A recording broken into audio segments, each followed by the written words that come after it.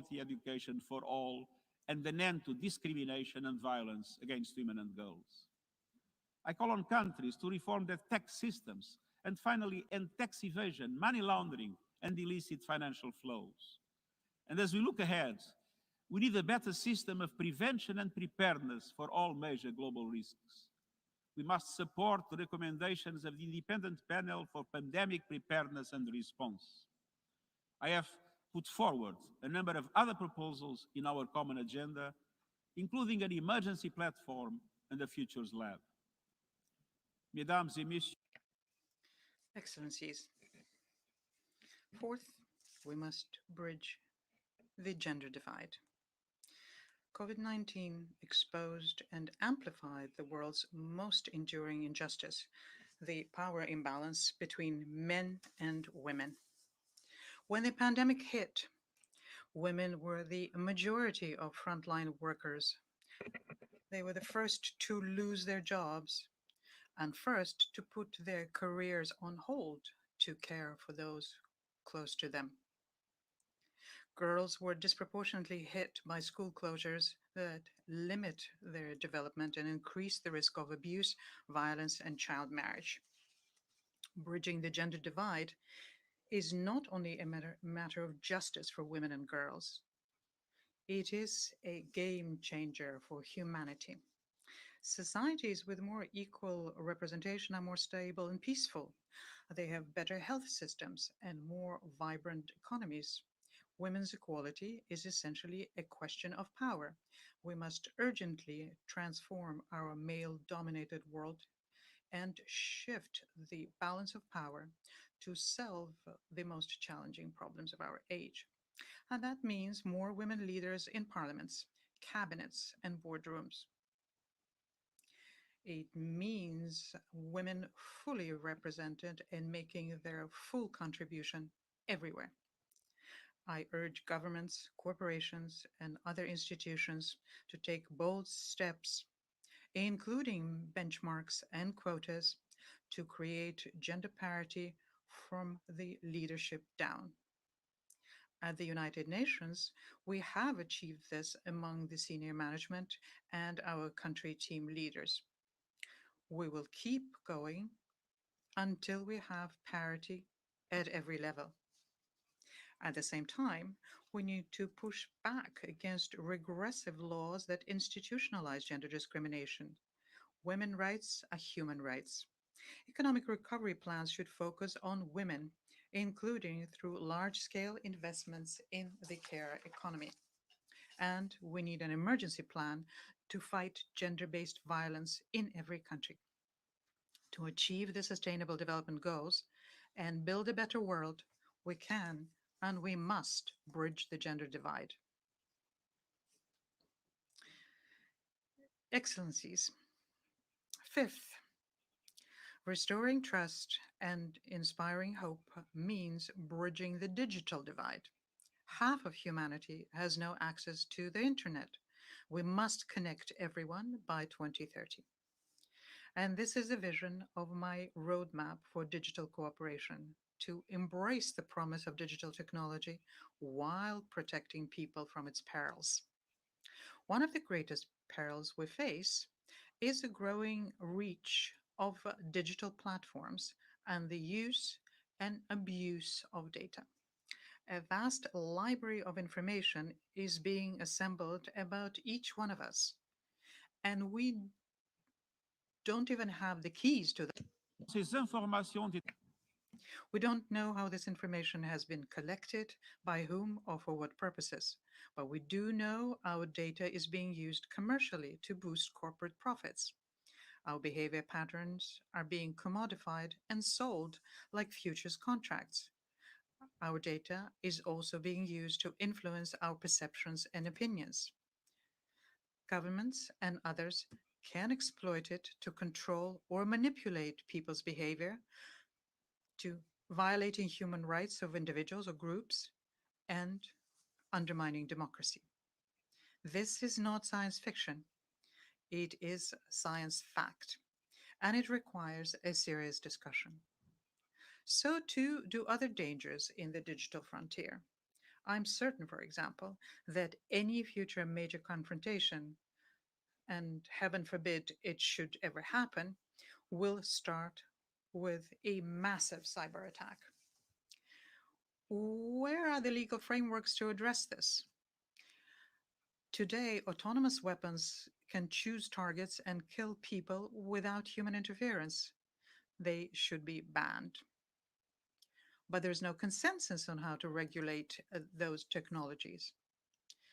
To restore trust and inspire hope, we need to place human rights at the center of our efforts to ensure a safe, equitable, and open digital future for all.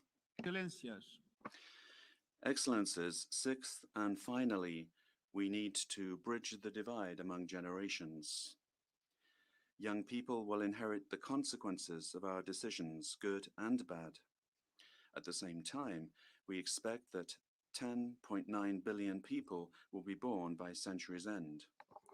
We need their talents, their energies, their ideas. Our common agenda proposes a transforming education summit next year to address the learning crisis and expand opportunities for today's 1.8 billion young people.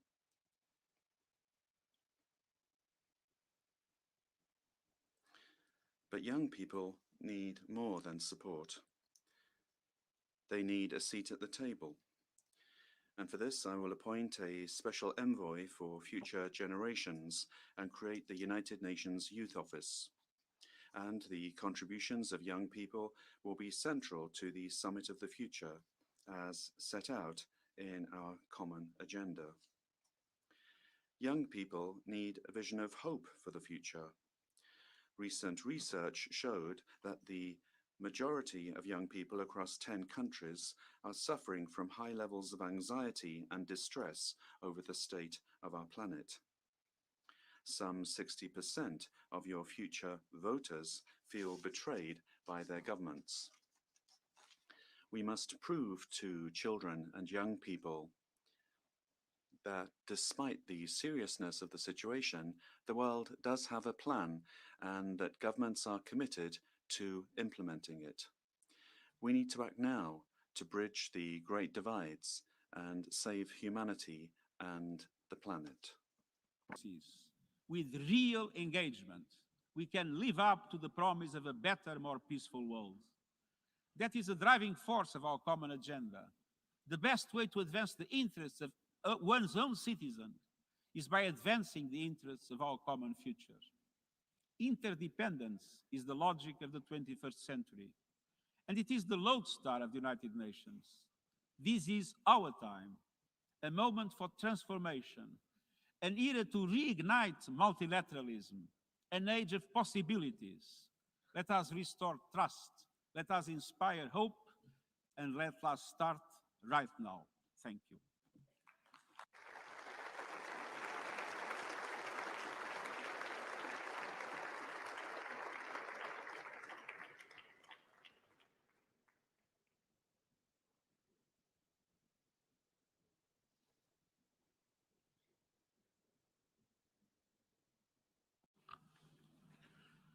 I thank the Secretary General for his presentation.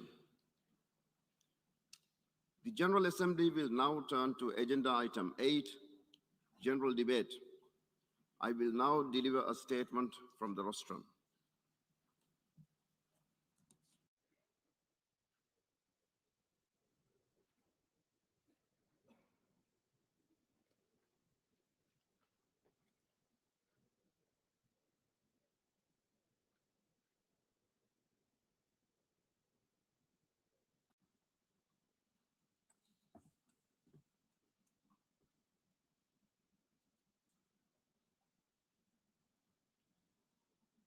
Bismillah ar-Rahman ar-Rahim. Your Excellencies, Mr. Secretary General, distinguished ministers, I'm honored to welcome you all to the opening of the general debate as we kick off the high-level week of the 76th session of the United Nations General Assembly. I'm even more pleased to welcome all of you back to an in-person session of the General Assembly. A year and a half we have suffered in silence and in anxiety. A year and a half, we have worried, we have grieved, and we have waited. Let us wait no more. Excellencies, I would like to express my deep gratitude to His Excellency Volkan Bozkır, President of the 75th session, for his stewardship of this August General Assembly during very trying times. I would also like to thank the Secretary General for his leadership and wisdom and look forward to working with him. I must also express heartfelt gratitude to both President Ibrahim Mohamed Saleh and the people of the Maldives for putting their faith and trust in me. I'm truly humbled and deeply proud to stand as a small islander at this great podium on behalf of our people.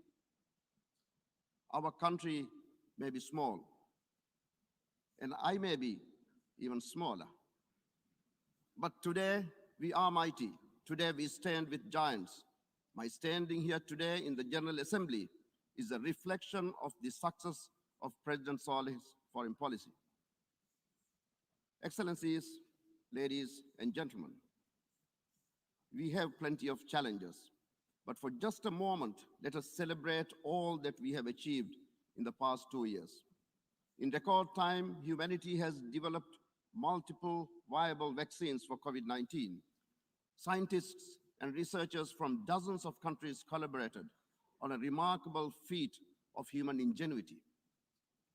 And the largest vaccine rollout in the history of mankind is currently underway.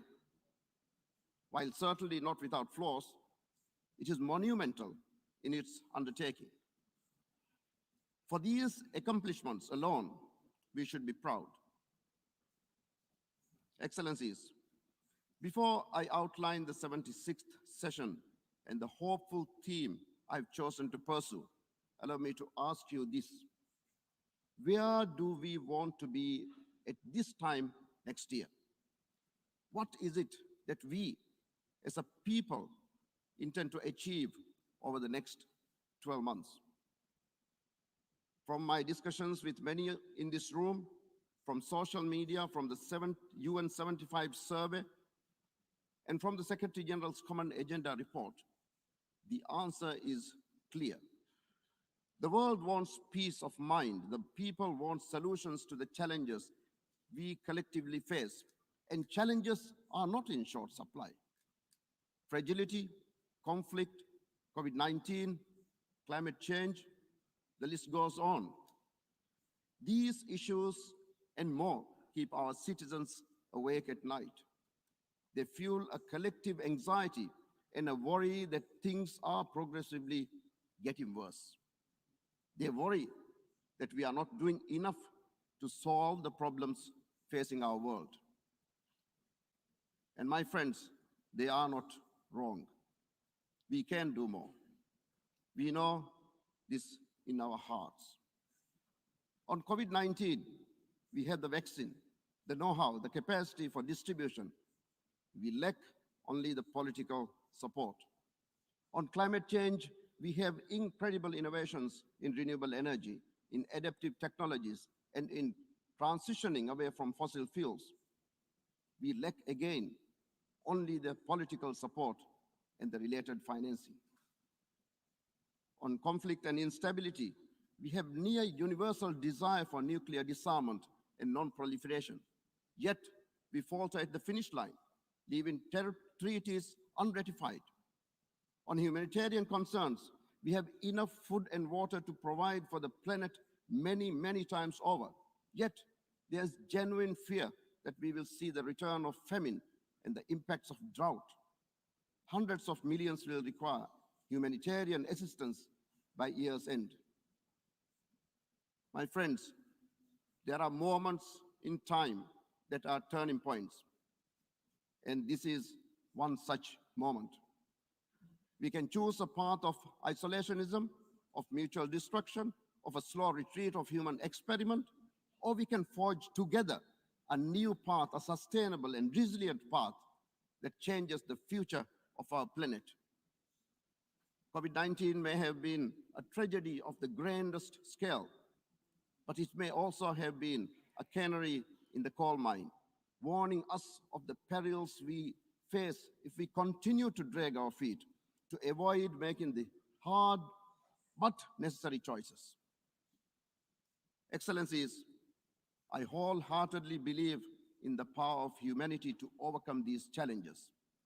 You cannot live in the Maldives and face the existential threat of sea level rise without having hope on humanity. Well, that hope extends far. I'm hopeful that we too can overcome differences, that we can bypass protocols and obstacles to transform our societies.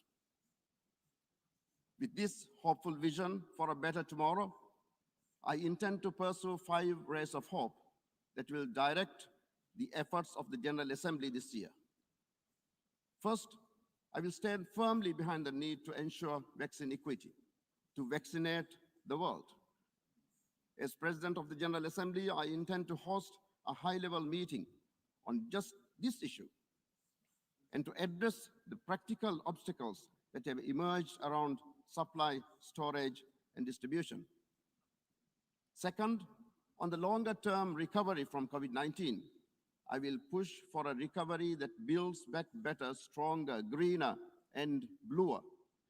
By following the paths laid out by Agenda 2030, we can pivot away from destructive practices and embrace a better future. Third, we must return our attention to the climate crisis, which has taken a backseat to COVID-19. The IPCC report and others speak for themselves. We are no longer on the wrong path. Excellencies, we are on the edge of the cliff. I'm pleased to note that I will host a series of events on climate action. The first in the lead up to COP26 will help to build ambition and ensure that action is very much on the agenda. We must bridge the capacities needed to actually deliver on climate promises. It is one of the things to have innovative renewable technologies. It is an entirely different thing if a country or a community cannot absorb that technology. I believe we can close the gap. Another event later in the session will acknowledge the other major environmental efforts underway on the ocean, on desertification, on biodiversity, and will aim to address these interlocking issues during this super session on the environment. My fourth ray of hope focuses on human rights, one of the fundamental pillars of our organization.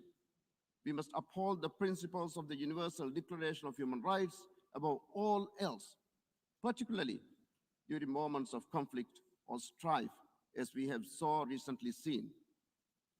We must also endeavor to always empower and support those most vulnerable and those who have been disadvantaged. As President of the General Assembly, I'm determined to have a cross-cutting gender approach to my presidency, including advocating for a Build Back Better approach to COVID-19 that prioritizes gender-sensitive policies and initiatives. Fifth, and finally, UN reform and revitalization must continue, and it must also continue here in the General Assembly. This is not about balance of power, this is about efficiency. Every organ of the United Nations must be at its peak, must be able to deliver as it was intended. One of the first things I will do in this regard is to listen to our constituents by engaging better with the civil society organizations and by bringing more youth on board, such as through our youth fellowship program. We will hear about the priorities that matter to people and come to know new ways that the General Assembly can make a difference. Excellencies, ladies and gentlemen, allow me to remind you of what this hall represents. Out of the ashes of the greatest war, of the greatest atrocities of human history, we came together and agreed to collaborate to tackle the challenges we face. For the 7+ billion constituents around the world, this is what they see when they think of the United Nations. Iconic world leaders standing before a marble green backdrop, debating not whether to help, But how to help? Let us not let them down. We have never been so technologically advanced. We have never been so connected. We have never had the wealth, the resources, or the know-how that we have now. There's nothing in our path to stop us but ourselves. Let us be the United Nations that people want us to be. Excellencies, ladies and gentlemen, in the darkest days of the pandemic, when cities were shuttered and vaccines still a dream, the peoples of the world came together as never before. They left messages of support on their windows. They sang for each other from balconies. They clapped in the evenings for their frontline workers, their heroes. They prayed in unison, asking for that miracle that could give us back the normalcy that we took for granted. It was hope and a sense of shared humanity that allowed them to do this. Let us give them hope now. I thank you.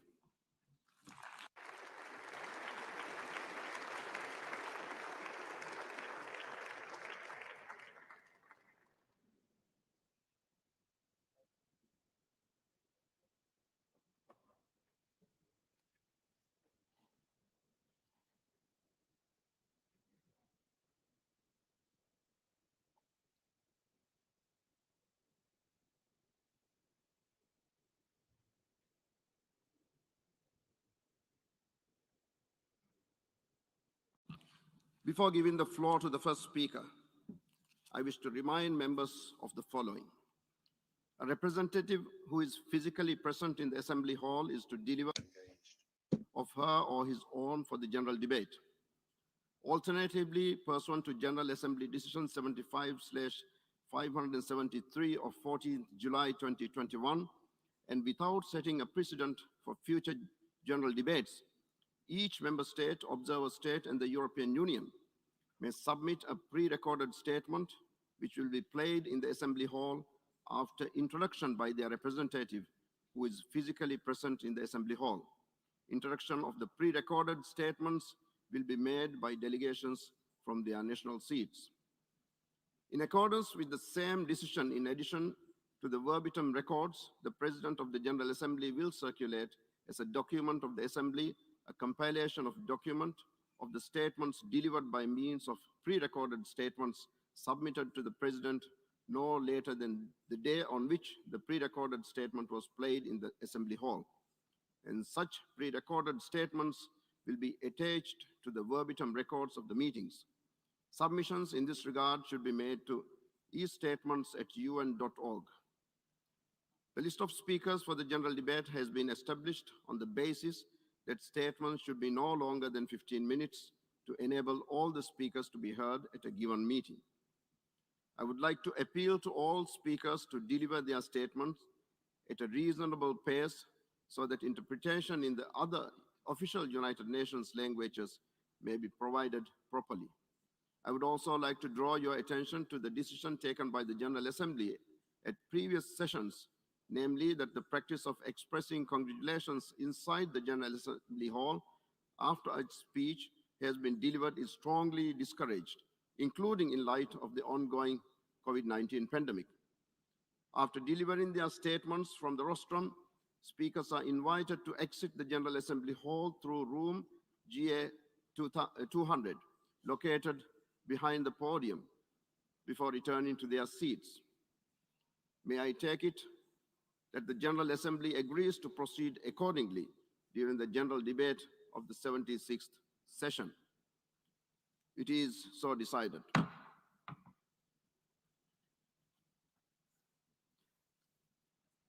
The Assembly will hear an address by His Excellency Jair Messias Bolsonaro, President of the Federative Republic of Brazil. I request protocol to escort His Excellency.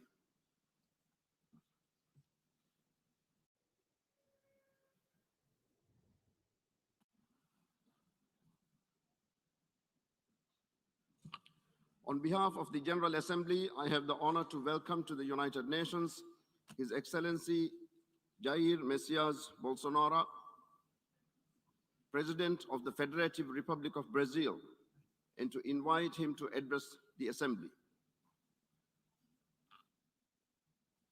Okay. Good morning, one and all. Mr. President of the General Assembly, Mr. Abdullah Shahid, Mr. Secretary General of the United Nations, Antonio Guterres, heads of state, heads of government, and other heads of delegation. Ladies and gentlemen, it is an honor to once again open the United Nations General Assembly. I come here to showcase a different Brazil vis-a-vis what is portrayed on newspapers or seen on television. Brazil has changed a great deal after we took office in January 2019. For 2 years and 8 months, we have had no concrete case of corruption.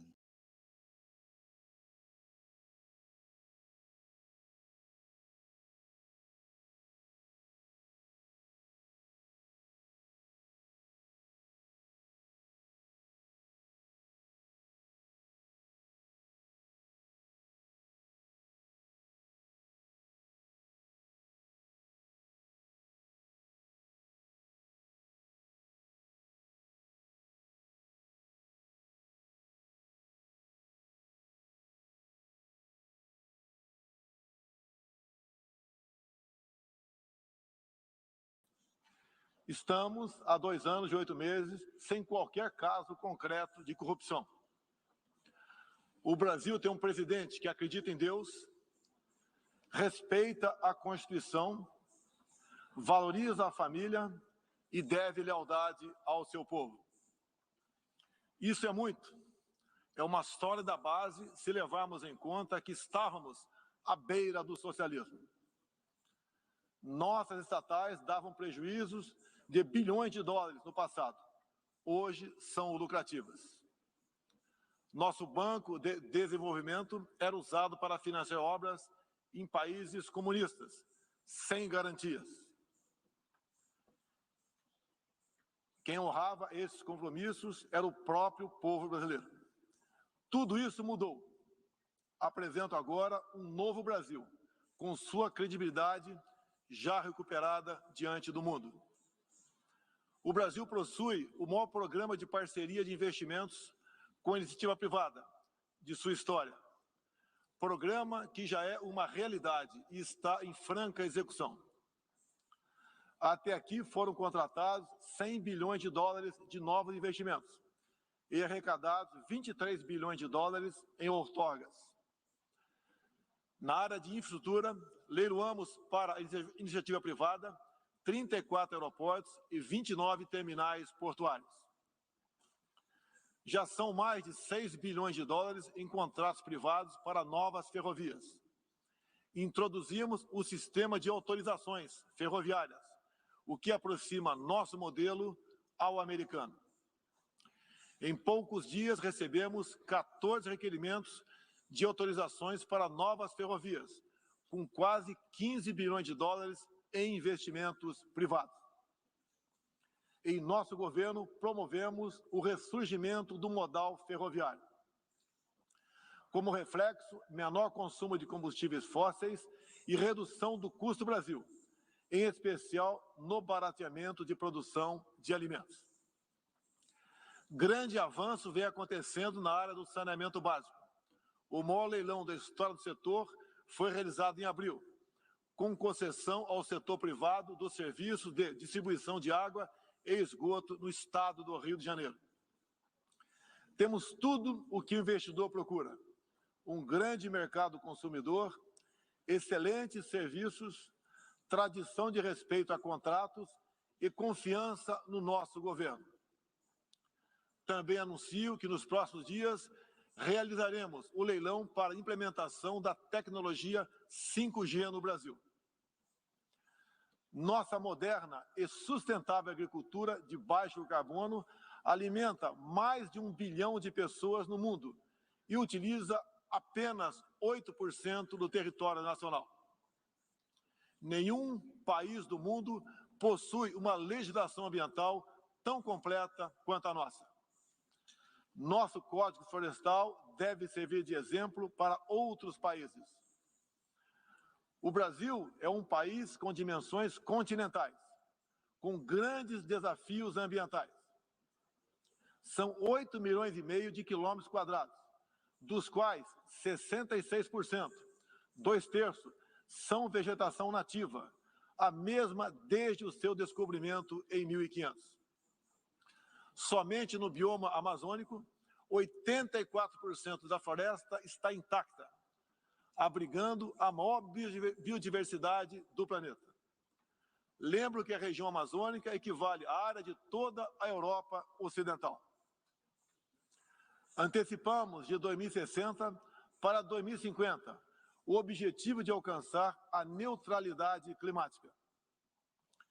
Os recursos humanos e financeiros destinados ao fortalecimento dos órgãos ambientais foram dobrados, com vistas a zerar o desmatamento ilegal. E os resultados desta importante ação já começaram a aparecer. Na Amazônia, tivemos uma redução de 32% do desmatamento no mês de agosto, quando comparado a agosto do ano anterior. Qual país do mundo tem uma política de preservação ambiental como a nossa? Os senhores estão convidados a visitar a nossa Amazônia. O Brasil já é um exemplo na geração de energia, com 83% advinda de fontes renováveis.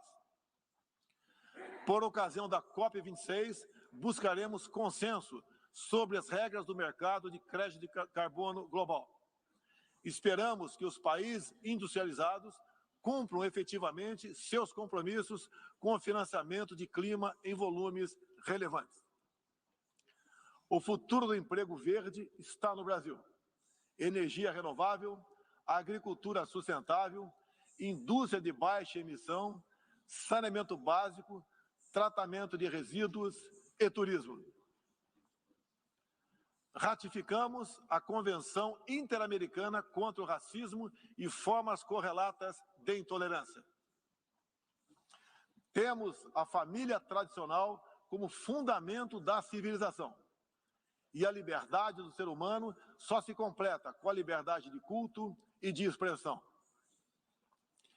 14% do território nacional, ou seja, mais de 110 milhões de hectares, uma área equivalente à Alemanha e França juntas, é destinada às reservas indígenas.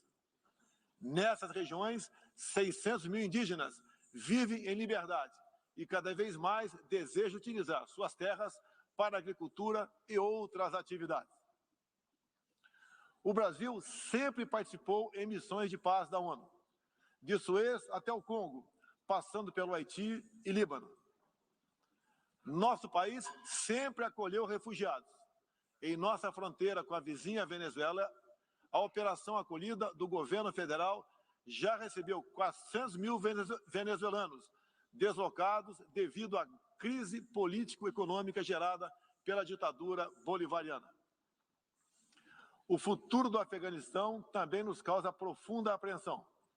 Concederemos visto humanitário para cristãos, mulheres, crianças e juízes afegãos. Nesses 20 anos, 2 atentados contra os Estados Unidos da América, em 11 de setembro de 2001, reitero nosso repúdio ao terrorismo em todas as suas formas. Em 2022, voltaremos a ocupar uma cadeira no Conselho de Segurança da ONU. Agradeço aos 181 países, em um universo de 190, que confiaram no Brasil. Reflexo de uma política externa séria e responsável, promovida pelo nosso Ministério das Relações Exteriores. Apoiamos uma reforma do Conselho de Segurança da ONU, onde buscamos um assento permanente. A pandemia pegou a todos de surpresa em 2020. Lamentamos todas as mortes ocorridas no Brasil e no mundo. Sempre defendi combater o vírus e o desemprego de forma simultânea e com a mesma responsabilidade. As medidas de isolamento e lockdown deixaram um legado de inflação, em especial nos gêneros alimentícios no mundo todo. No Brasil, para atender aqueles mais humildes, obrigados a ficar em casa por decisão de governadores e prefeitos e que perderam sua renda, concedemos um auxílio emergencial de $800 para 68 milhões de pessoas em 2020. Lembro que terminamos 2020, ano da pandemia, com mais empregos formais do que em dezembro de 2019, graças às ações do nosso governo com programas de manutenção de emprego e renda que nos custaram cerca de 40 bilhões de dólares. Somente nos primeiros 7 meses deste ano, criamos aproximadamente 1.800.000 novos empregos. Lembro ainda que o crescimento para 2021 está estimado em 5%. Até o momento, o governo federal distribuiu mais de 260 milhões de doses de vacinas e mais de 140 milhões de brasileiros já receberam, pelo menos, a primeira dose, o que representa quase 90% adulta. 80% da população indígena também já foi totalmente vacinada. Até novembro, todos que escolheram ser vacinados no Brasil serão atendidos. Apoiamos a vacinação. Contudo, o nosso governo tem se posicionado contrário ao passaporte sanitário ou a qualquer obrigação relacionada à vacina. Desde o início da pandemia, apoiamos a autonomia do médico na busca do tratamento precoce, seguindo recomendação do nosso Conselho Federal de Medicina. Eu mesmo fui um desses que fez tratamento inicial. Respeitamos a relação médico-paciente na decisão da medicação a ser utilizada e no seu uso off-label. Não entendemos porque muitos países, juntamente com grande parte da mídia, se colocaram contra o tratamento inicial. A história e a ciência saberão responsabilizar a todos. No último 7 de setembro, data da nossa independência, milhões de brasileiros, de forma pacífica e patriótica, foram às ruas, na maior manifestação de nossa história. Mostrar que não abre mão da democracia, das liberdades individuais e de apoio ao nosso governo. Como demonstrado, o Brasil vive novos tempos. Na economia, temos um dos melhores desempenhos entre os emergentes. Meu governo recuperou a credibilidade externa e hoje se apresenta como um dos melhores destinos para investimentos. É aqui, nesta Assembleia Geral, que vislumbramos um mundo de mais liberdade, democracia, prosperidade e paz. Que Deus abençoe a todos.